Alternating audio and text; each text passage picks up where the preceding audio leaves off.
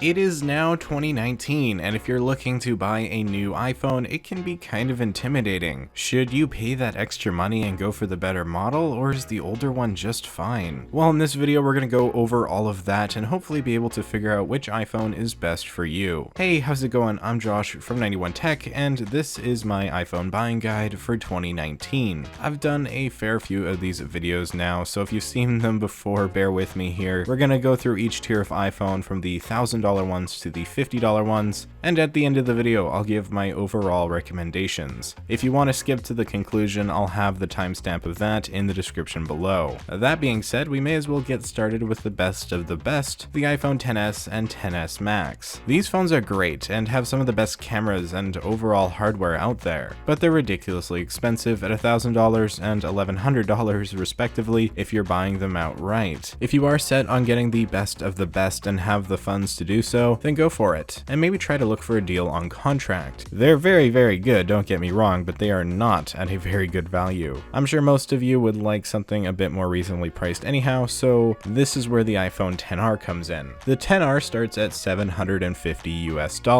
and this phone is at a much better price point, especially considering it's basically the same as the iPhone XS, just with a lower quality display. Not a bad display, mind you, despite what you may have heard. It's just as good as the iPhone 8's was, and the phone makes up for it everywhere else. It has the same main camera as the XS, the same A12 processor making it faster than any Android phone on the market right now, and best of all, a ton of different color options for you to choose from. This phone is absolutely the best iPhone for most people, and so if you like that new design, I'd fully recommend it. The iPhone X is over a year old now and looks almost identical to the XS. It's still a great phone and has a better screen than the XR, but it isn't being sold new by Apple anymore. You can buy it used on eBay.com for around $600 to $700, and that's not bad, but I'd say it's generally more worth it to buy the XR instead, as it's not much more and you are getting the phone brand new. But if you really want that better display at a cheaper price than the XS, then go for it. The iPhone 8 Plus and iPhone 8 are the last iPhones with home buttons, and so if you don't want to go for the new all-screen design, these are your best options. They start at $600 on Apple's website, but you'll see deals pop up for them constantly, and they're great phones. There's not much to say about these. I'd 100% recommend them if you like the look better than that of the XR. The iPhone 7 and 7 Plus are good phones still and start at $450, but the iPhone 8 is better, and so I'd say take a pass on these and just go straight to the 8. It has double the storage for one thing at 64 gigs instead of 32, plus it's going to last at least a year longer down the road. The iPhone 8 is just the better phone. The iPhone 6s and 6s Plus are starting to get a little bit dated, but can still run really well on iOS 12. By the way, I'll quickly say right here, if you want to see reviews of any of these phones, I'll have links in the description below, so make sure you go check them out. Anyways, the 6s also has a headphone jack, so there's that. It has a decent camera, decent internals. Overall, the 6s is a decent phone, and you'll see a lot of $0 deals on them for contracts. That could be worth it, although I'd prefer getting one used, as they often go for around $200 on eBay.com, and then you're not locked in for 2 years. Keep in mind the battery might need replaced if you buy used, as a bad battery can really slow it down. The 6s is still a good phone, and if you're on something pretty old right now, it can be a great budget option. The iPhone SE might be small, but it packs a punch, the same punch as the iPhone 6s actually. Everything I said for the 6s mostly applies here. A deal on contract could be good, but buying used is probably the way to go, especially since the SE often costs under $150 on eBay.com, which is an absolute steal. This iPhone is the absolute best performance per dollar phone you can buy out there, and so if that's something you need, then go for it. Going slightly lower down the chain, don't bother buying the iPhone 6 or 6 Plus. They just aren't worth it whatsoever. Go for at least the SE or the 6s. The 5s, on the other hand, can be a steal at around $50+ if you need a phone for the short term. It'll be supported until around September, so for now it's not a terrible option, especially at the price. And so that's basically it. Obviously, any iPhones older than that are not worth buying, as they cannot run iOS 12, and you shouldn't really consider it. So what do I recommend? If you're buying brand new, I'd say the best options are either the iPhone XR or the iPhone 8. Go to the XR if you want that new all-screen design, and go for the 8 if you want to save a little cash, and maybe prefer the home button. The XR is definitely the better phone, mind you, and so I'd personally lean towards that one. If you're okay with buying used, the iPhone 6s and SE are both great options. phones. Personally, I would avoid the 6S Plus as there aren't many benefits over the 6S except for size, and it's quite a bit more expensive, but regardless, any of these phones you buy should be more than good enough to last you a couple years, if not longer. And if you are on an extreme budget and have less than $100, the iPhone 5S will work in the short term, although you are going to probably want to upgrade either late this year or early next year, unless you can deal with being behind in iOS updates. That all being said, I think I'm pretty much done here. The iPhone XR is the best iPhone right now for the majority of people, at least in my opinion, but I want to hear what you guys think, so maybe comment your thoughts down below. If this video was helpful to you or you found it interesting, maybe hit that like button and consider subscribing for more content just like this. You can follow me over on Twitter and Instagram if you want some more tech in your life, links below. And with that all being said, I'm Josh from 91 Tech, and I will see you all next time.